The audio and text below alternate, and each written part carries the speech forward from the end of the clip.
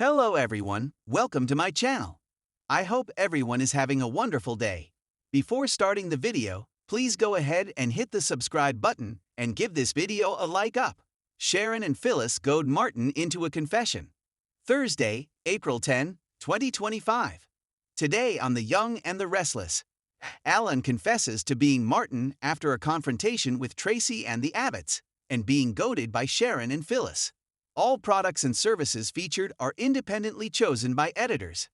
However, soaps.com may receive a commission on orders placed through its retail links, and the retailer may receive certain auditable data for accounting purposes. At the club, Tracy asks her fiancé, "Who are you?" He proclaims that she's not making any sense. She hisses, "Stop it. Are you Alan or Martin?" He says he's Alan, but Ashley tells Martin they know what happened. They know Alan died in the fall. She challenges him to tell her she's wrong. He says that's quite the accusation. Tracy snaps, "It cannot be true." Ashley confronts her tormentor. When Laurent doesn't respond, Tracy turns away. Jack asks how he could have done this to their sister. Ashley rails at him for going after her sister after making sure she was tucked away in that clinic for what he did to her. He tells Ashley she obviously needs more therapy. Turning to Tracy, he reminds her that he made her happy. He then accuses Ashley of putting these insane ideas into Tracy's head because she was attracted to him. He asks Tracy how she could stop loving him after all they shared. Tracy cries that she fell in love with a lie. Laurent protests that he wanted to spend the rest of his life with her. Jack says enough and urges Chance to arrest him already. Laurent balks. For what? Chance says impersonating his dead brother seems like a good start. But that's not the only crime I'm here for. Laurent insists falling in love isn't a crime. Tracy changed his life. He doesn't understand where all this hostility is coming from. Everyone knows Martin assaulted Ashley. Ashley strides over and tells him she knows with every fiber of her being who he is. When he dragged her down that hallway, God knows what would have happened if Tucker hadn't showed up. That wasn't enough for him, though. He had to go after her sister too. Through gritted teeth, she says she hopes he rots in hell. Chance wants Laurent to come with him. Tracy hollers that he abducted Sharon and Phyllis. He claims he has no idea what she's talking about. Jack tells Laurent the truth is about to come out, and he'd damn well be prepared for the consequences. He lunges at him, but Chance intervenes. Ashley tells him he's done hurting her and her sister. They'll make sure he'll never hurt anyone ever again. Laurent says he doesn't understand how they could misjudge him this way after how much he's loved Tracy. Tracy is horrified that she was so naive. He decides that in the interest of setting the story straight, he'll league with Detective Chancellor. Tracy says this is proof that he's not Alan. He's more worried about how this looks than he is about her being gutted because of his lies. He insists that he loves her. Tracy asks if she was just an experiment too, seeing how long he could string her along until he broke her heart. He says, "It's mine that's broken." Tracy laughs and cries in disbelief as Chance leads Laurent out of the club. Jack and Ashley comfort her. Phyllis anticipates a confrontation. Nick and Sharon meet Phyllis at Crimson Lights, where she's anxious to hear the new information. She also asks Nick to call Summer, who needs her dad. Sharon tells Phyllis about the surveillance equipment found in the farmhouse and linked to the room they were locked in. They also found their cell phones. It's one step closer. Phyllis wants to find out which one of those Laurent twins kidnapped them and nail him to the wall. Nick explains they didn't turn up any concrete proof of identity, but they were gathering fingerprints. Sharon says Chance got a text and had to go. She's hoping he's finding answers as they speak. "How are you holding up?" Phyllis isn't well. She's having nightmares and thinking everyone she looks at could be the voice. Sharon's the same. Phyllis says they need to find whoever played God with their lives and push them to death. She needs to look them in the eye and says, "Guess what? You didn't break me." Sharon tells Phyllis to have faith. Chance is close. She points out if it turns out this was Alan or Martin Laurent, their nightmare will end, but Tracy's is just beginning. Phyllis feels so bad and hopes she's not in danger. Blame game. At the station, Laurent tells Chance he knows nothing about kidnappings, so this shouldn't take long. Chance warns him fingerprints are being processed right now. He says, "They're not mine." He claims he's Alan Laurent, though he can see why Chance would be confused after that scene at the athletic club. He reminds the cop of the Abbott family's mental health issues. Chance thinks it sounds like he's breaking confidentiality. Laurent says he just wants them to get the help they need and insists he has nothing to hide. Chance says, "We'll see about that." At Crimson Lights, Sharon brings Phyllis a drink. She says that's so sweet. Sharon teases, "It's like I read your mind." Nick remarks that he's still getting used to them being nice to each other, but there's clearly a bond here. Phyllis said as they went through hell together, she still doesn't understand why he targeted them. Sharon says her mind keeps going back to him saying he saw them as an experiment.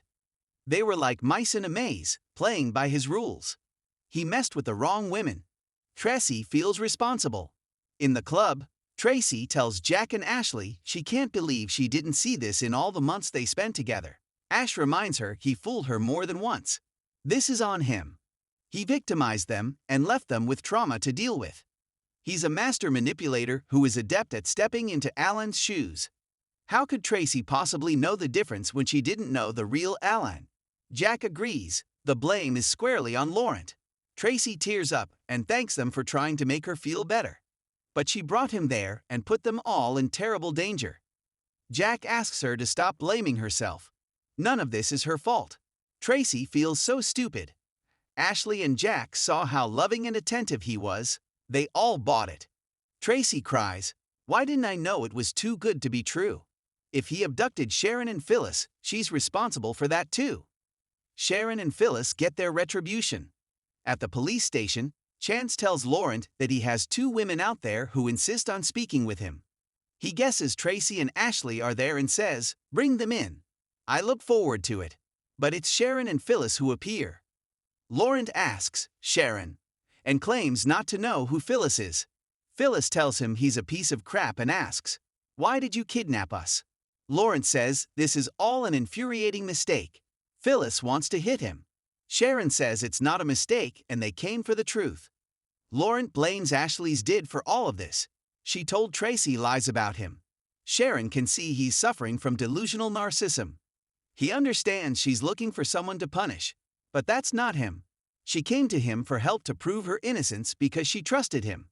She can't possibly believe this nonsense. Phyllis and Sharon start reciting their captor's riddles out loud and ask, "Why would you kidnap us, torture us, what was the point?" He claims he has no idea what they're referring to.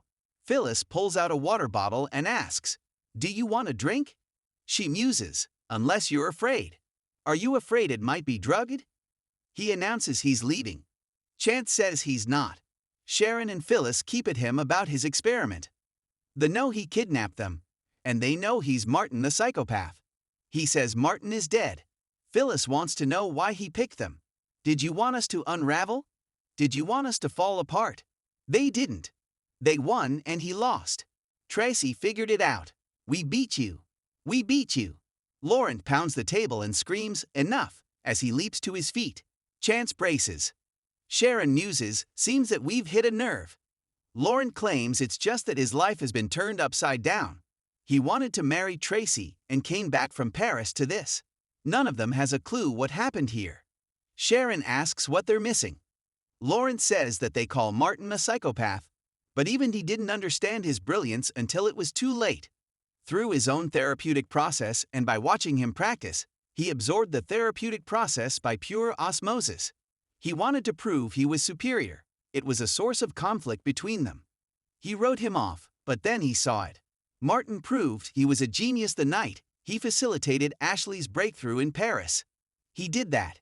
He succeeded where I failed.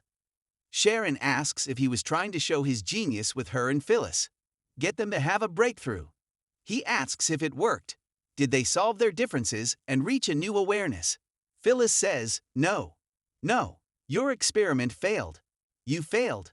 Your experiment made me and Sharon hate each other more." Laurent argues that they wouldn't be there as a united front if it hadn't worked. Sharon asks if he's kidding. After all the things this bitch put her through over the years, Phyllis hates Sharon even more. Laurent thinks this is reverse psychology. Sharon and Phyllis keep up the act, insulting each other and arguing at the top of their lungs.